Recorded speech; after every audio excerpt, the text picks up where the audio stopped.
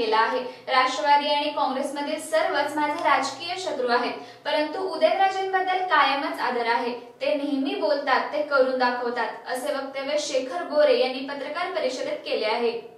साताऱ्यात तुमची काय पार्टी करायची? मी आता उदयनराजेचा विषय तुम्ही जाणून बुजून काढला म्हणून सांगतो की उदयनराजेबद्दल मला 100% आदर आहे।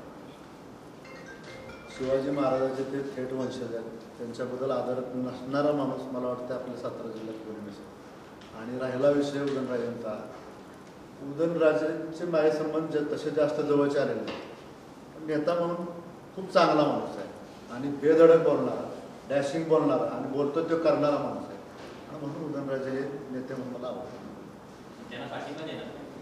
पाठिंबा काय आमचे 100% शुभेच्छा माझ्या त्यांच्याकडे, पाठिंबा धरून चालतो।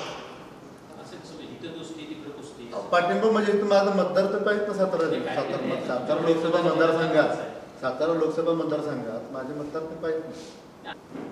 पक्षात कुठला प्रवेश केला नसतो, नेता म्हणून तो माणूस मला आवडतो आणि जे बोलतो ते करून दाखवतो, शेजारी बसून फटाडे वाजवतो, जे काय असेल ते समोरासमोर बोलतो। शेखर नाही तुम्हाला मदत करणार, नाही केली, पण शेखर तुम्हाला खूप मदत करतो, भाऊ तुम्हाला खूप मदत करतो, आणि त्यांचीच माणसं खाली फटाडे लावून फटाडे वाजवतो, ते राजकारणात होईल।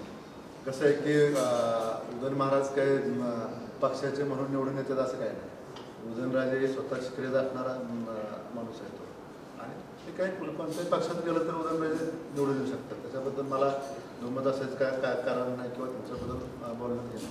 बाकीच्या खासदाराबद्दल मी आत्ताच सांगू शकत नाही, त्यांचे किती